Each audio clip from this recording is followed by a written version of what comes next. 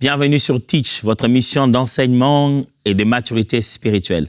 Cette semaine bénie de Dieu nous rappelle que la parole est source de sagesse pour quiconque veut y obéir sans compromis. C'est par elle que l'on grandit et qu'on devient une meilleure personne dans la société. Cette émission a été conçue pour vous permettre de comprendre et d'appliquer intentionnellement les Saintes Écritures dans votre vie quotidienne de disciples de Jésus-Christ.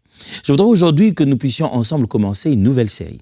Cette série va juste continuer un peu la pensée de celle qui nous a précédée parce que nous voulons entrer un peu mieux à l'intérieur de la famille.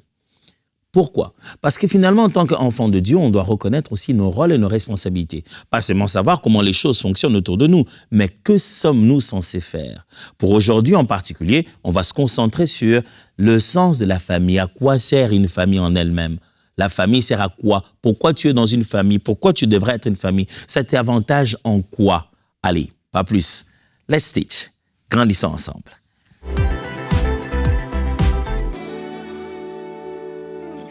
Une chose qui m'a toujours intrigué, c'est le fait que Jésus est né d'une femme vierge, mais pour autant, ça devrait se faire dans un contexte où elle devait déjà avoir la promesse de mariage, avoir déjà un époux qu'il a déjà courtisé, qui a déjà accepté de l'épouser, avec qui ils se sont déjà fiancés en fait. Pour que Jésus vienne et naisse dans cette femme, il vient quand il est sûr qu'elle a déjà un engagement. Qu'est-ce que je veux dire? Même Christ, pour naître sur la terre, a eu besoin de venir naître dans un contexte familial, dans un contexte de vie de couple et des familles. Pour que l'enfant se développe de manière équilibrée, Dieu s'est rassuré qu'il naîtrait avec père et mère, dans un contexte bien équilibré. Marie aurait pu l'élever en tant que femme seule. Mais vous vous rendrez compte que lorsque la Bible se met à parler des généalogies de Jésus, il existe, dans l'un des évangiles, une généalogie de Jésus bâtie sur Joseph, son père.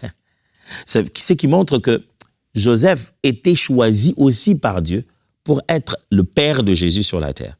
Même s'il ne contribuait pas à sa naissance, mais il était choisi des générations bien avant pour être ce type de père terrestre que l'enfant Jésus imiterait. Vous imaginez la responsabilité d'avoir chez vous un enfant qui appelle Dieu son propre père et vous devez être son papa aussi, lui donner un exemple qui lui permettrait, quand il bâtit sa personnalité sur la terre, de pour autant continuer à avoir l'image du Père Céleste. C'est une responsabilité qu'on ne prend pas comme ça au hasard. La conception de cette famille qui accueille l'enfant Jésus est intentionnelle de la part de Dieu.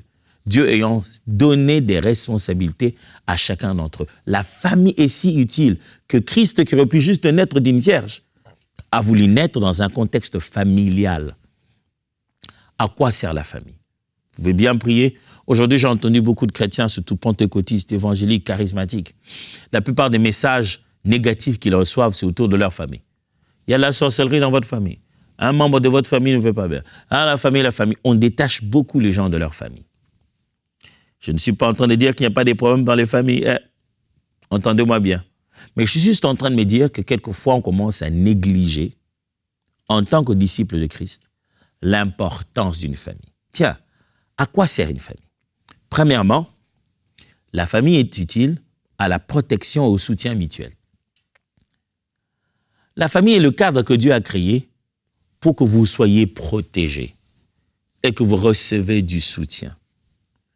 Protéger émotionnellement, protéger même physiquement et obtenir de soutien émotionnellement, matériellement et financièrement. La famille, c'est votre bon cadre, c'est votre petite pépinière, c'est votre couveuse. C'est ça la famille. On ressent cela quand on est tout petit, parce qu'on est encore dépendant des frères, des sœurs, des parents. Et quand on grandit, on devient si indépendant qu'on ne voit plus à quoi ça sert la famille. Oh, la famille, ça sert à ça. Genèse chapitre 34. Genèse 34, versets 13 à 17. Genèse 34, 13 à 17. Parce qu'on avait déshonoré leur sœur Dina, les fils de Jacob usèrent de ruse en répondant à Sichem et à Hamor, son père, en ces termes. Il ne nous est pas possible de donner notre sœur à un homme incirconcis. Ce serait un déshonneur pour nous. Nous ne vous donnerons notre consentement qu'à la condition que, comme nous, vous fassiez circoncire tous ceux qui sont de sexe masculin parmi vous. Alors, nous vous donnerons nos filles en mariage et nous épouserons les vôtres. Nous vous établirons chez vous et nous formerons un seul peuple. Par contre, si vous n'acceptez pas de vous faire circoncire, nous reprendrons notre fille et nous nous en irons. Il s'est passé un problème ici. Un jeune homme a malheureusement épris d'amour, a-t-il dit qu'il avait vraiment l'amour, contrairement aux fêtes qui ont lieu entre les demi-frères et la demi-sœur dans la maison de David, Amnon et sa sœur. Ici, il est contexte où cet homme à mort est vraiment follement amoureux de Dina, la sœur des enfants de Jacob, qui ne s'est pas contrôlé, qui voilà, ils en arrivent à un point où il n'a pas respecté les normes. Le voilà, il prend de force Dina. Les frères de Dina apprennent qu'elle a été déshonorée. Ils viennent, le papa veut mettre la paix. Amor dit, moi, c'était pas seulement charnel, j'aime cette fille, je vais l'épouser. Donc, allons voir les parents, je vais l'épouser. Donc, Amor vient avec son père, il parle à Jacob et tout, voilà, écoute, je vais vraiment épouser ton enfant et tout et tout. Ses frères parlent. Ils disent, non, bah écoute, nous on est circoncis, on est hébreux, alors on ne peut pas mélanger. Si vous voulez ça, vous devez tous vous circoncire. Or, la Bible dit que c'était une ruse, c'était un plan. Ils se sont dit, quand ils vont circoncire tous les mâles, toutes les personnes qui sont capables, tous les masculins capables de se battre, ils seront en train de souffrir de leur circoncision à leur âge. On en profitera pour les massacrer. Ils voulaient venger leurs sœurs. Si vous êtes dans une famille, vous êtes dans un cadre où on vous protège. Dans un cadre, on ne laisse pas le mal vous atteindre comme ça sans conséquence. La famille est faite pour cette protection et pour cette aide mutuelle. La famille est faite pour ce soutien mutuel, où vous sentez que j'ai les miens. Est-ce que vous avez les vôtres? Pasteur, moi je suis né enfant unique. Je parle de la famille. Il y a parents, n'est-ce pas? Si vous êtes enfant unique, il y a des parents. Si les parents ne sont plus, vous vivez quand même avec quelqu'un, des frères, des sœurs, des cousins, des cousines. La famille existe pour être un cadre de protection et un cadre de soutien mutuel. Si c'est donc vous qui exposez votre frère, si c'est donc vous qui exposez votre père, votre mère, où va-t-il être protégé? On est dans une famille pour être protégé. La famille est l'endroit où on court pour être caché et protégé. Deuxièmement, pourquoi et à quoi sert une famille? La famille est utile à l'éducation morale et intellectuelle. Dieu a créé la famille pour que ça soit un endroit où on est éduqué moralement et intellectuellement. Les parents sont encouragés à communiquer les valeurs tant spirituelles que morales à leurs enfants, les guidant dans la relation avec Dieu. Avant même que les systèmes scolaires n'existent, mes amis, la famille était la base de l'éducation, nécessaire pour le développement tant social qu'individuel de la personne. Avant qu'on commence à envoyer les enfants à l'école, avant que le système scolaire n'existe, c'était la responsabilité des parents d'éduquer les enfants. Et jusqu'à aujourd'hui, toute école qui se respecte, qui veut bien faire ce programme, restera en parfaite communication et permanente avec les enfants. Des fois, je me réveille le matin, j'ai dit à mes enfants, ce n'est pas moi qui étudie dans votre école, c'est vous qui étudiez. Ils doivent arrêter de m'envoyer me bombarder des messages, des mails. On a des groupes de WhatsApp des parents. C'est comme si c'est un autre travail. Les écoles qui veulent bien réussir savent qu'ils ont besoin d'éduquer les enfants avec la famille. Que tout ce qu'ils sont en train de dire, si dans la famille, il n'y a pas de répercussions, c'est un travail inutile. La famille est le cadre dans lequel on éduque quelqu'un. Un jour, un pasteur a reçu chez lui un père de famille qui est revenu fâché. Il vient fâché au bureau du pasteur, il frappe, il entre, il dit « C'est vous donc le pasteur de mes filles ?» « Oui. »« C'est vous le pasteur de Cynthia et de Vanessa ?» « Oui. »« Je voulais vous parler. »« Oui, pasteur. » Le papa a été fâché. Il était déjà plus âgé que le pasteur. Il a dit « Vraiment, pasteur, vos brebis, vos fidèles ici, ces filles, vous savez quel âge elles ont ?» Il dit, oui, dit celle-là, elle a 23 ans, l'autre, elle a 25 ans. Des grandes filles comme ça, pasteur, qu'est-ce que vous leur prêchez? Hein? Des grandes filles comme ça qui ne savent pas travailler à la maison, elles ne savent pas faire la vaisselle, elles ne savent pas s'occuper des petites choses de la maison. Mais pasteur, je suis vraiment désolé, vos prédications sont inutiles. Quel genre de pasteur vous êtes? Quel genre de pasteur vous n'avez même pas à apprendre à vos enfants, à vos brebis, la base. Ces enfants ne savent même pas, ils savent pas saluer les gens, ils ne sont pas polis. Le papa s'énerve sur le pasteur, il passe de temps à venir dans les prières et dans les activités ici, ils ne savent même pas travailler à la maison. Quand il finit de se fâcher, le pasteur a donné une réponse assez drôle. Elle dit, papa, merci beaucoup, vraiment pour votre réponse, merci beaucoup de partager avec moi ce qui se passe à la maison, je suis vraiment encouragé par ça. Et il dit au pasteur, il dit au papa, papa, vous savez combien de temps ces filles viennent à l'église? Il dit, bon, ouais, depuis qu'on est arrivé ici, elles viennent tout le temps dans cette église. Il dit, papa, vous savez combien de temps? Il dit, bah ouais, peut-être près d'une année maintenant. Et le pasteur rétorque et dit, papa, je suis désolé. Ça fait 24 ans que vous élevez ces jeunes filles, elles ne savent pas travailler. Ça fait 24 ans que vous les élevez, ils ne savent pas saluer les gens.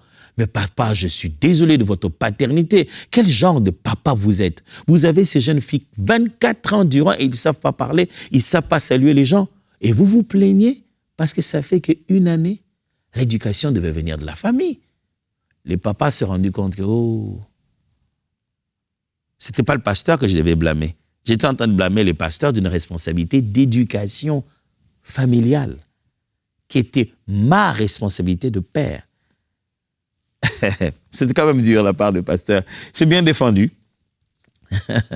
Proverbe chapitre 22, verset 6. Instruis l'enfant selon la voie qu'il doit suivre, et quand il sera vieux, il ne s'en détournera pas. Vous voyez, c'est dans le cadre de la famille qu'on prépare quelqu'un à demain. On calibre l'enfant par l'instruction. Quand il est encore enfant, on lui donne ce qu'il doit savoir, et quand il grandira, il ne s'en détournera pas. Toujours Proverbe, chapitre 1, versets 8 à 16. La Bible dit, « Mon fils, sois attentif à l'éducation que tu reçois de ton père et ne néglige pas l'instruction de ta mère, car elles seront comme une bonne couronne sur ta tête et comme des colliers à ton cou. Mon fils, si des gens malfaisants veulent t'entraîner, ne leur cède pas. S'ils te disent, viens avec nous, dressons une embûche pour tuer quelqu'un, tendons, sans raison, un piège à l'innocent. Nous l'engloutirons tout vif, comme les séjours des morts. Il disparaîtra tout entier, comme ceux qui descendent dans la tombe. Nous ferons main basse sur un tas de biens précieux. Nous remplirons nos maisons de butin. Tu en auras ta part avec nous. Nous ferons tous bourse commune. Mon fils, ne te mets pas en route avec ces gens-là. Évite d'emprunter les mêmes chemins qu'eux, car ils se précipitent vers le mal. Ils ont hâte de répandre le sang. L'éducation morale. Ici, la famille, père, mère, sont en train de parler à leur enfant. Il dit, dans la vie, tu sais, ne va pas avec des gens qui racontent et qui projettent comment faire du mal aux gens. Ça s'est dit où? Mon fils, Proverbe le dit très bien. Mon fils, sois attentif à l'éducation que tu reçois de ton père et ne néglige pas l'instruction de ta mère. C'est papa et maman qui dit à l'enfant dès la maison, « Hey, n'entre pas dans des combines. » Ce n'est pas une prédication de l'église, c'est une éducation de la famille. Mes amis, le peuple, Dieu a révélé sa volonté, a commencé à diriger le peuple, à donner des instructions à la famille avant des Bibles, avant qu'il y ait des chairs à prêcher. Ici, la parole de Dieu montre très bien que cette responsabilité est d'abord familiale. L'éducation morale et intellectuelle est d'abord familiale. 3, la famille sert à quoi? À l'unité et à l'amour. La famille est le meilleur cadre dans lequel on apprend ce que c'est qu'être un, ce que c'est que s'aimer. Il y a des fois des gens dans la vie, vous collaborez avec eux, vous n'arrivez pas à aller loin parce qu'ils ne savent pas ce que c'est que jouer ensemble, travailler ensemble. Ils sont si individualistes parce qu'ils n'ont jamais vécu dans une famille. Ils n'arrivent pas à bâtir une famille. Pour eux réussir, c'est soit eux ils réussissent, soit eux ils échouent. Tout tourne autour d'eux. Ils n'ont jamais vécu cette vie d'unité et de famille. Et une personne comme ça, je vous assure que dans les mariages, ça va être difficile. La famille est censée être un lieu d'amour, de respect et d'unité. Les membres se complètent mutuellement. C'est ça la famille. La famille existe pour que vous appreniez qu'est-ce que c'est que le jeu collectif, comment on vit de façon interdépendante. Il est bon, moi je suggère souvent, à une personne qui veut s'engager dans le mariage et d'être capable de bâtir une famille, d'avoir eu le courage de vivre les autres formes de relations, d'avoir des frères, d'avoir des sœurs, d'avoir des engagements dans la société. Parce qu'aller entrer dans ce qu'on appelle le couple, la famille, il faut avoir vécu les autres formes de relations, d'avoir quand même eu des amis, des collaborateurs, avoir appris le sens d'être fidèle à un engagement. C'est important, ça vous aide à mûrir tant que tel. Regardez Jean chapitre 13, versets 34 à 35. Jean chapitre 13, versets 34 à 35. Je vous donne un commandement nouveau. Aimez-vous les uns les autres. Oui, comme je vous ai aimé, aimez-vous les uns les autres. À ceci, tous reconnaîtront que vous êtes mes disciples, à l'amour que vous aurez les uns pour les autres. Depuis que j'ai commencé cette série, même la semaine passée, je vous ai expliqué qu'il est important qu'on parle de la famille et que je ne prendrai pas que l'exemple de la famille physique parce qu'on a compris ensemble le message de Jésus sur la famille. Donc je prends ici l'exemple d'une famille spirituelle. Jésus parle à ses disciples et dit « Aimez-vous les uns les autres ». C'est ça le signe par lequel on reconnaîtra que vous êtes mes disciples. Pour que les gens reconnaissent que ceux-là sont de Jésus, ils appartiennent à Jésus, on doit voir entre eux un amour de famille. Ils doivent s'aimer et être un. C'est ça le nouveau commandement. Pour qu'on reconnaisse votre famille, on doit voir de l'amour et de l'unité. La famille est l'endroit où on apprend à aimer, à être aimé. La famille, c'est un endroit où on apprend à supporter les autres. La famille, c'est un endroit où on apprend à dire pardon, à dire merci. La famille, c'est un endroit où on apprend à collaborer, à travailler ensemble. C'est à ça que sert la famille. 1 Corinthiens chapitre 1. Verset 10. 1 Corinthiens, chapitre 1, verset 10. Il faut cependant, frères et sœurs, que je vous adresse une recommandation instante. Et c'est au nom de notre Seigneur Jésus-Christ que je l'ai fait. Vivez tous ensemble en pleine harmonie. Ne laissez pas de division s'introduire entre vous. Soyez parfaitement unis en ayant une même conviction, une même façon de penser. Paul est en train de parler de la famille chrétienne, comment le chrétien doit vivre comme une famille. Il leur dit, je vous donne une recommandation, ça vient de Dieu, ça vient du Seigneur Jésus. Soyez unis, vivez en harmonie et une même pensée, c'est ça une famille. La famille, c'est l'endroit où on apprend à avoir une même pensée et à vivre en harmonie. À quoi sert une famille? 4 plutôt. La famille sert à être un lieu de transfert de traditions et de foi. Les familles sont chargées de transmettre les traditions culturelles et religieuses, ainsi que la foi spirituelle des générations en génération. La première responsabilité de la spiritualité de l'enfant est son cadre familial. Même l'église locale n'est qu'une tentative de créer à nouveau une famille. J'ai voulu lire ça très bien comme je les ai écrits dans mes notes. Même l'église locale est une tentative de créer une autre famille. L'Église est encore une famille chrétienne. Ça veut dire qu'on est en train de dupliquer. Le modèle est d'abord le modèle appelé famille. Aujourd'hui, là, on doit apprendre à l'enfant la tradition et la foi. C'est la maison, pas l'Église d'abord. C'est à la maison. C'est pourquoi ça s'appelle une famille chrétienne. Si ça s'appelle une famille, c'est à la maison que vous devez apprendre à l'enfant comment prier. C'est à la maison que vous devez apprendre à l'enfant comment dire merci à Dieu. C'est à la maison que vous devez apprendre à l'enfant l'importance de consulter le Seigneur dans ses décisions. C'est à la maison que vous devez perpétuer ces habitudes, ces bonnes habitudes-là. La famille, c'est un cadre où on apprend, on perpétue les traditions tant culturelles que religieuses. Ma femme et moi, nous avions constaté que nous voyagions beaucoup. Et vous le savez, je l'ai déjà dit et vous le savez très bien que je suis, moi, d'origine congolaise. Nos enfants étudient dans d'autres langues, ainsi de suite, et on voyage, on va par-ci par-là en tant qu'une famille missionnaire. Et on s'est rendu compte que on devait apprendre à nos enfants nos langues à nous, nos langues nationales. Et il fallait leur apprendre ça. On s'est rendu compte que nos enfants n'arrivaient pas à en parler. Quand ils parlaient avec un accent d'étranger. On s'est décidé, et ma femme fait un merveilleux boulot. Je suis reconnaissant d'avoir épousé la sœur Chilo. Et ma femme fait un merveilleux boulot. Elle parle à chacun de mes enfants, à chacun de nos enfants, dans nos langues nationales. Et je suis très étonné de constater que sans fréquenter trop les gens à l'extérieur, nos enfants ont appris à parler les lingala. Nos enfants se sont intéressés à nos propres langues. Ils ont commencé à prendre des mots en swahili. Pourquoi? Parce que c'est dans la famille qu'on apprend à l'enfant la tradition. Où est-ce qu'il va aller apprendre ça? Les éléments de votre culture, c'est à vous la responsabilité d'apprendre ça à vos enfants. Les éléments de la foi, ça s'apprend dans la famille. Les éléments de la culture, ça s'apprend dans la famille. Deutéronome, chapitre 11, versets 18 à 19. Mettez dans votre cœur et dans votre âme ces paroles que je vous dis. Vous les lierez comme un signe sur vos mains et elles seront comme des frontaux entre vos yeux. Vous les enseignerez à vos enfants et vous leur en parlerez quand tu seras dans ta maison, quand tu iras en voyage, quand tu te coucheras et quand tu te lèveras. C'est Dieu qui donne les ordres. Il dit, ce que je vous ai donné, voilà ce que vous devez faire de cette parole. Mettez-la ici, mettez-la là-bas, mais enseignez ça à vos enfants. Ça ne veut pas dire n'en parlez pas et les sacrificateurs en parleront. Non, la responsabilité familiale, c'est vous à la famille qui devez perpétuer la tradition et enseigner la foi. Deutéronome toujours, 32, 46 à 47. Il leur dit, prenez à cœur toutes ces paroles par lesquelles je témoigne contre vous aujourd'hui. C'est Moïse qui parle au peuple d'Israël.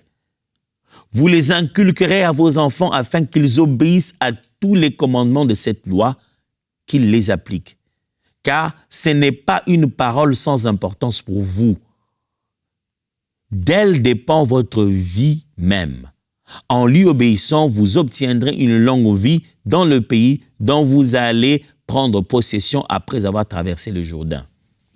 Regardez ça. Il dit, ce que je vous dis, ce n'est pas n'importe quoi. C'est si important que l'avenir de tout ce peuple, de toute cette nation, dépend de ces paroles. Et si demain, Dieu doit vous placer dans cette terre, demain il est possible que vous ne puissiez pas être là, alors apprenez à vos enfants exactement les mêmes choses que je vous apprends. Frère, il y a certaines promesses de Dieu que vous avez, vous, que vous ne les vivrez pas. Elles seront vécues à travers vos enfants. Et votre responsabilité, l'essence de la famille, c'est qu'on puisse partager ces promesses et ces vérités. Vous savez, quand vous lisez les patriarches, de temps en temps, ils rappellent à leurs enfants. L'Éternel te rendra grand. L'Éternel, Dieu a promis qu'il te rendra grand. Il t'avait promis à toi, oui, il m'avait dit ma progéniture, ma postérité. Les enfants, c'est à la maison qu'on leur apprend. C'est dans la famille qu'on partage les traditions familiales et la foi. 5. À quoi sert la famille? Pourquoi il faudrait être dans une famille? Qu'est-ce qu'on bénéficie en étant dans une famille? Les familles est un lieu de modèle des relations. La relation entre membres des familles sert souvent de modèle de toute autre forme de relation, notamment la relation de parents et enfants, frères et sœurs et conjoints. La famille est le cadre qui permet de mieux vivre notre relation avec Dieu et avec le monde tout autour de nous.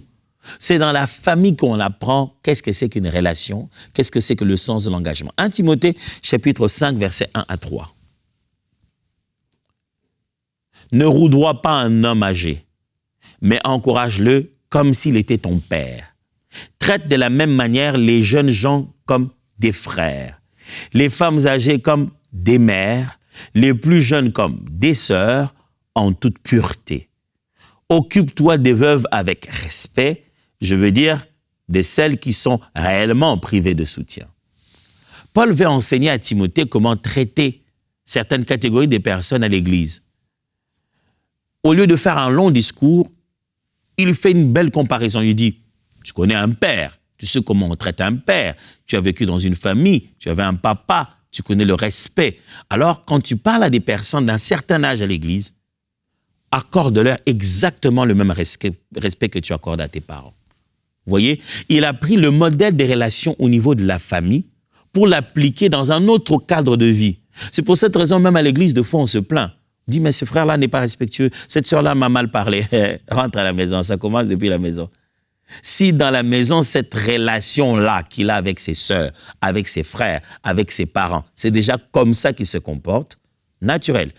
C'est le modèle de toute relation. Il va prendre ça, il va poser ici.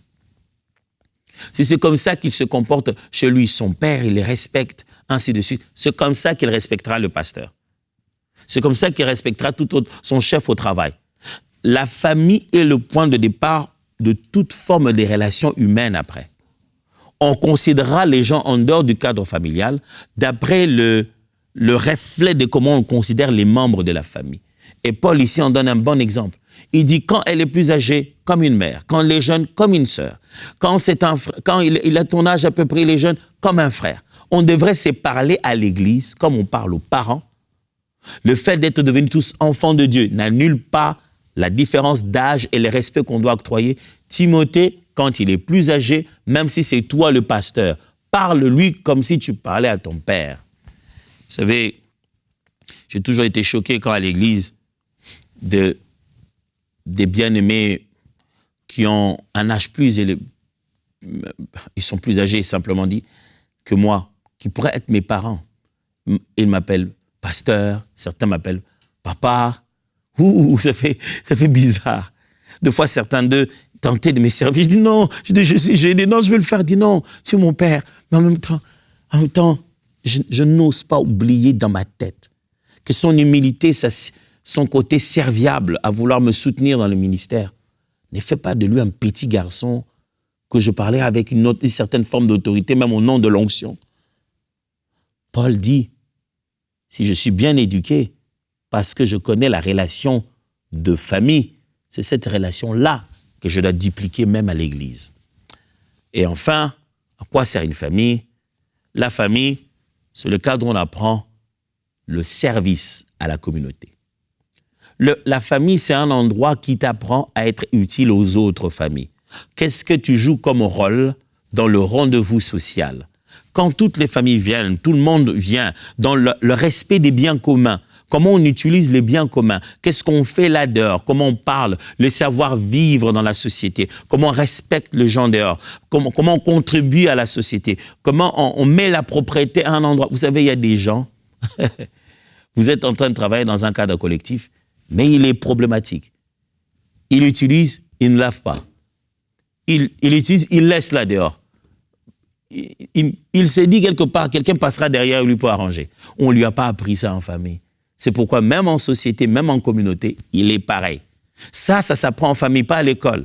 Ça s'apprend en famille. Il peut être le plus intelligent de l'école, il peut être le plus grand génie, mais le savoir-vivre, ça s'apprend en famille. Le service communautaire, accorder de l'aide, donner sa contribution au jeu collectif de la communauté, ça s'apprend en famille. C'est parce que quelqu'un a appris ça dans sa famille qu'il est un bon employé au travail. Genèse chapitre 24, verset 21. Le serviteur étonné l'observait sans dire un mot pour voir si, oui ou non, l'Éternel faisait réussir son voyage. Quand les chameaux eurent fini de boire, il prit un anneau d'or d'environ 6 grammes ainsi que 2 bracelets d'or pesant chacun plus de 100 grammes qu'il passa au poignet de la jeune fille. Puis il lui demanda, « De qui es-tu, la fille? Dis-le-moi, s'il te plaît. Y a-t-il dans la maison de ton père de la place pour que nous puissions y passer la nuit? » Elle lui répondit, « Je suis une fille de Bethuel, le fils de Milca et de Nahor. » Le serviteur d'Abraham, Eliezer, de Damas, va chercher une fille, une femme à épouser pour son fils, le fils d'Abraham, Isaac. Et il veut observer de quelle manière il a placé un test pour savoir quel genre de fille irait le mieux pour le fils de son maître. Et il dit, s'il vient une jeune fille ici que je demandais à boire, elle me donnait et donnait aussi, même à mes chameaux, elle est bien éduquée. On lui a appris le service communautaire. Mon maître a un fils et mon maître a beaucoup de biens. Il y a une grande promesse.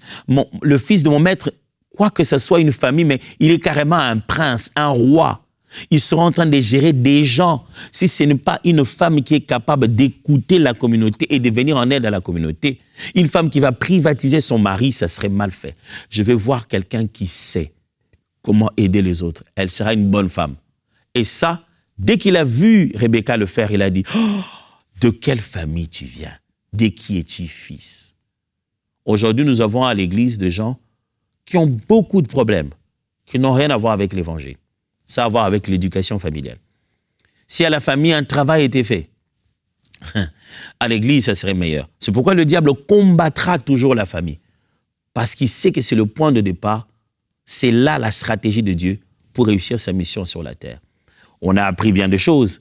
Demain, on va commencer à découvrir la responsabilité particulière de chaque membre de la famille. Que fait un père? Que fait une mère? Ainsi de suite. Pour l'instant, je vous dis à demain et que Dieu vous bénisse.